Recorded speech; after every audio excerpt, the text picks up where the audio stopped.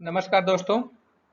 आज Indian penal code में हम 62 से लेकर के 70 तक प्रोविजन डिस्कस करेंगे। इसमें लॉ ऑफ फाइन के बारे में दिया गया है, यानी कि किसी व्यक्ति को फाइन लगाया गया है और वो फाइन देने से मना कर देता है या फाइन नहीं देता है, तो उसके बदले में उसे कितना पनिशमेंट मिलेगा, उस पनिशमेंट का नेचर क्या होगा, और यदि उसने बाद में कुछ फाइन सबमिट कर दिया है तो क्या वो डिस्चार्ज होगा या नहीं होगा, कब होगा, रिलीज किया जाएगा, कब किया जाएगा, इसके बारे में प्रोविजन हम आज डिस्कस करेंगे। तो हम स्टार्ट करते हैं। फाइन को लेकर के हम बात करें तो फाइन इंडियन पिनल कोड में तीन तरीके से दिए गए हैं। एक तो इम्प्रिजनमेंट के साथ दिया गया है फाइन, दूसरा है या तो इम्प्रिजनमेंट है या फाइन है या दोनों है, या थर्ड जो कैटेगरी है वो केवल फाइन दिया गया है। तो जहां पर इम्प्रिजनमेंट के साथ फाइन दिया गया है और व्यक्ति ने फाइन नहीं दिया है, अफेंडर ने फाइन नहीं जमा किया है कोर्ट में, तो उस फाइन न देने के बदले में उसे जो इम्प्रिजनमेंट मिलेगा उसका अलग फार्मूला होगा।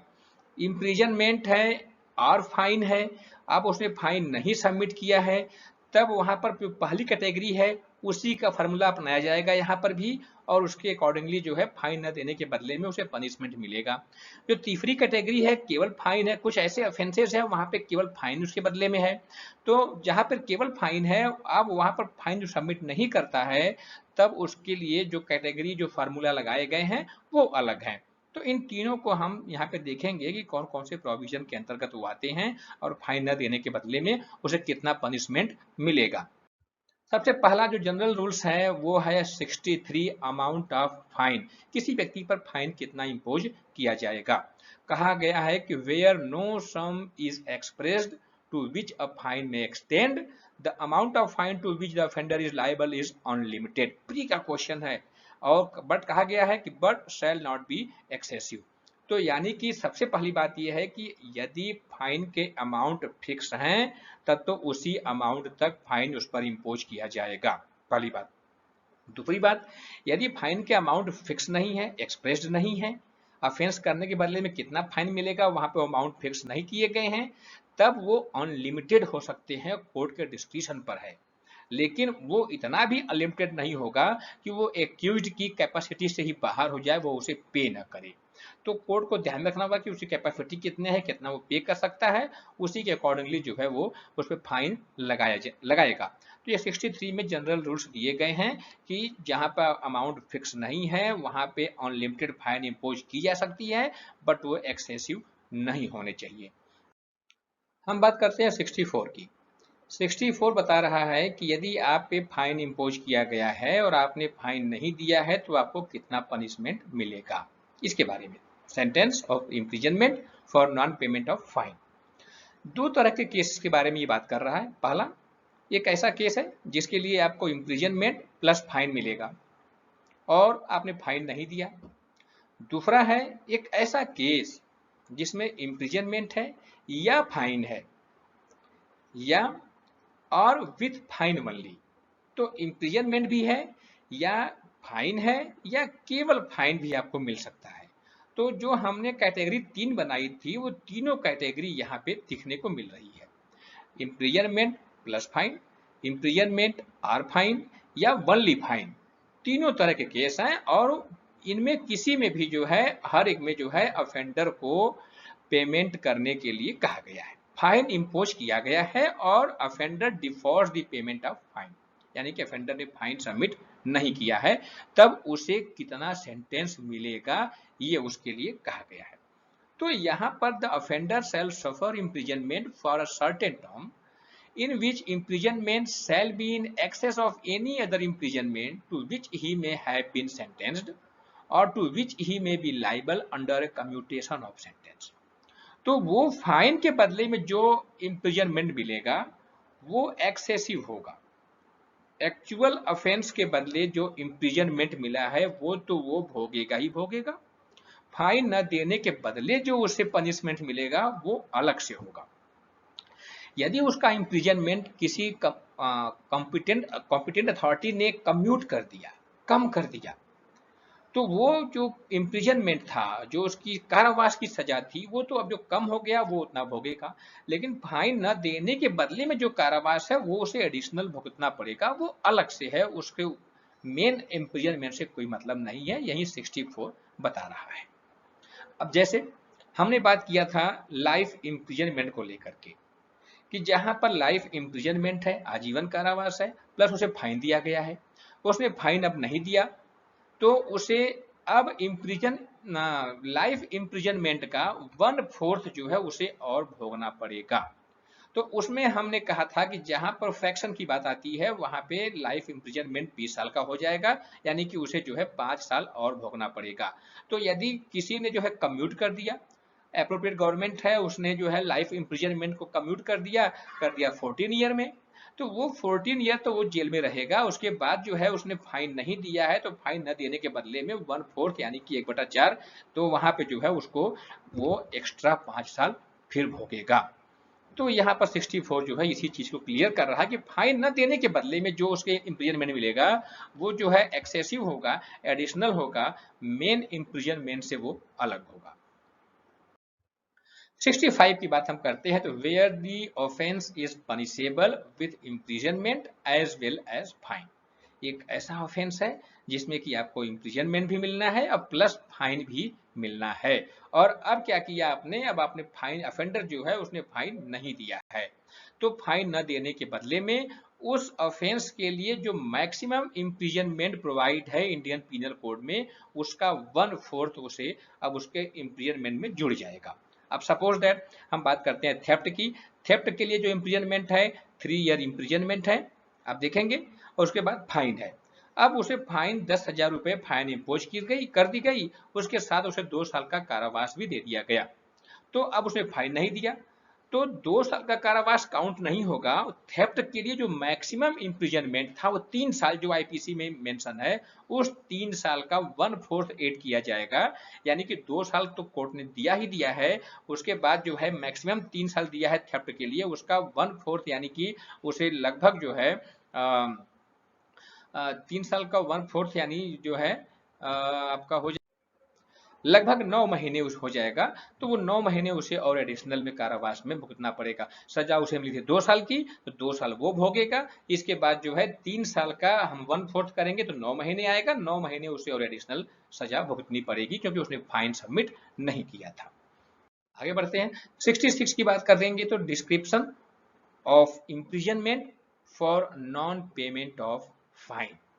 अब यहाँ पर बात आती है कि जब उसने पेमेंट नहीं किया है, तो पेमेंट न देने के बदले में जो उसे इम्प्रिजनमेंट मिलेगा वो उसका नेचर क्या होगा, रिग्रेस होगा या सिंपल होगा, इसकी बात 66 बोल रहा है।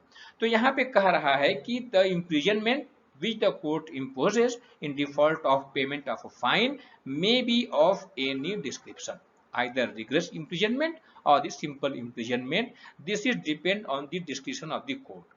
तो कोर्ट के ऊपर है, फाइन नहीं दिया है तो कोर्ट जैसा ऑर्डर करेगा कि नहीं जो है ये रिग्रेस होगा या ये सिंपल इम्प्रिजनमेंट होगा। तो ध्यान रखना, यहाँ पे इम्प्रिजनमेंट जो है फाइन न देने के बदले में दिया गया है, नेचर किसका होगा वो कोर्ट पे डिपेंड करता है। पी का क्वेश्चन है, may be of any description, यहाँ पे आपको याद रखना है और वही चीजें आपको टिक लगानी है। इसके बाद हम आगे बढ़ते हैं, तो हमारा 67 आएगा। अब 67 में देखते हैं, ये एक अलग कैटेगरी की बात कर रहा है, imprisonment for non payment of fine when offence punishable with fine only. अब यहाँ पर एक ऐसा ऑफेंस है जिसमें केवल और केवल फाइन ही है आपका पनिशमेंट के रूप में, कोई इम्प्रिजनमेंट नहीं है, उसमें केवल फाइन है। तो अब उसने फाइन सबमिट नहीं किया है, तो उसके बदले में कितना उसे मिलेगा कारावास, उसके लिए अलग मेजरमेंट यहाँ पर दिया गया है। यदि इम्प्रिजनमेंट प्लस फाइन है, फाइन नहीं दिया गया है, तो उस ऑफेंस के लिए जितना मैक्सिमम इम्प्रिजनमेंट था उसका 1/4। लेकिन जहाँ पे केवल फाइन है, इम्प्रिजनमेंट नहीं है उसके लिए एज ए पनिशमेंट, तब वहां पर कहा गया है कि यदि जो है उसे फाइन 50 रुपए तक इम्पोज की गई थी और उसने वो 50 रुपीज सबमिट नहीं किए हैं, तो उसे 2 मंथ का कारावास मिलेगा। लेकिन यदि वो ₹50 से ज्यादा more than ₹50 and up to ₹100 तक फाइन थी तो 4 मंथ का कारावास उसे मिलेगा। और यदि फाइन ₹100 से अधिक की है तब उसे 6 मंथ का कारावास मिलेगा if that person makes default to submit the fine. तो ये कैटेगरी आपको 3 याद करनी पड़ेगी, यानी कि एक ऐसा ऑफेंस है जिसके लिए इम्प्रिजनमेंट की व्यवस्था नहीं की गई है, केवल और केवल फाइन ही जो है एज ए पनिशमेंट प्रोवाइड किया गया है। तो बहुत छोटा मोटा ऑफेंस होगा, बहुत बड़ा ऑफेंस तो होगा नहीं। छोटे मोटे ऑफेंस में जो है मैक्सिमम 6 महीने तक की सजा की बात कही गई है। ₹50 तक 2 महीने, 50 से ऊपर 100 तक 4 महीने और 100 से ऊपर तक जो है उसे 6 मंथ की कारावास मिलेगी। लेकिन ये कारावास जो है, ये इम्प्रिजनमेंट केवल और केवल सिंपल इम्प्रिजनमेंट होगा, रिग्रेस नहीं होगा। इस बात को आपको ध्यान में रखना है और प्री का ये क्वेश्चन है। इसके बाद हम बढ़ते हैं 68 में। तो 68 में कहा गया कि imprisonment to terminate on payment of fine. तो बहुत सिंपल इसका सब्जेक्ट है, जैसे उसने फाइन सबमिट कर दिया है अब उसका इम्प्रिजनमेंट जो है टर्मिनेट हो जाएगा। तो the imprisonment which is imposed in default of payment of a fine shall terminate whenever that fine is either paid or levied by process of law. या तो कोर्ट के आदेश से अटैचमेंट हो गया और उससे वसूली कर ली गई, या उस व्यक्ति ने खुद जाकर पेड कर दिया, सबमिट कर दिया है। तब अब जैसे उसने सबमिट कर दिया है वो तत्काल इमीडिएट जो है रिलीज कर दिया जाएगा, उसका पेमेंट, उसका इम्प्रिजनमेंट जो है टर्मिनेट हो जाएगा। इसके बाद कहा गया है 69 में कि termination of imprisonment on payment of proportional part of fine. तो उसने जिस रेशियो में फाइन सबमिट कर दी है उस रेशियो तक उसकी सजा कम हो जाएगी। 69 यही बोल रहा है। सपोज दैट उसने जो है उस पर फाइन 100 रुपए से ज्यादा की थी, उसने सबमिट नहीं किया था और जैसे उसे सजा मिल गई। लेकिन अब जिसने ही उसे जो है पेमेंट कर दिया, प्रोपोर्शनेट पेमेंट कर दिया है, तो उसी अनुपात में, उसी रेशियो में उसकी सजा कम हो जाएगी और बाकी वो बाहर आ जाएगा। अब इसको जो है हम जो है जो इलस्ट्रेशन है उसके माध्यम से हम देखेंगे। एक बार हम सेंटेंस भी देख लेते हैं। Before the expiration of the term of imprisonment fixed in default of payment in if such a proportion of the fine be paid or levied that the term of imprisonment suffered in default of payment is not less than proportional to the part of the fine still unpaid, the imprisonment shall terminate। तो जिस proportion तक उसने fine submit कर दिया है उस proportion तक, उस रेशियो तक उसके इम्प्रिजनमेंट कम हो जाएंगे और जितना शेष बचता है उतना जैसे ही पीरियड समाप्त होगा वो फटाफट बाहर आ जाएगा। अब सपोज दैट उसने जो है उस पर 60 रुपए की फाइन लगी थी, तो 60 रुपए की फाइन का मतलब है जो है कि उसे कम से कम 4 महीने की सजा होनी है। अब वो जेल में चला गया। जेल में जाने के बाद यदि उसने आधा अमाउंट जमा कर दिया तो आधा अमाउंट जैसे जमा कर दिया उसके 2 महीने की सजा ऑटोमेटिक कम हो गई, बच गई 2 महीने की। वो जो 2 महीने जो समाप्त हो जाएगा वो रिलीज कर दिया जाएगा। यही बात यहाँ पे 69 कह रहा है। इसमें जो इलस्ट्रेशन है वो बहुत इंपॉर्टेंट है, इसको आप देखना कि A is sentence to a fine of 100 rupees and to 4 month. तो उसे 100 रुपए तक जो है उसे जुर्माना लगा था और उसने नहीं पेमेंट किया तो उसे जो है 4 महीने की सजा हो गई थी। अब यहाँ पर जो है कहा गया है कि इफ 75 रुपीज वो पेड कर देता है, तो 75 रुपीज वो पेड कर देता है, इसका मतलब है कि उसी रेशियो में, यानी कि उसने 3/4 सबमिट कर दिया तो उसका इम्प्रिजनमेंट 3/4 समाप्त हो जाएगा। 4 महीने की मिली सजा उसे, 3 महीने का सजा उसका माफ हो जाएगा, बचिएगा 1 महीने का। वो 1 महीने जो भुगत लेगा वो तुरंत बाहर कर दिया जाएगा।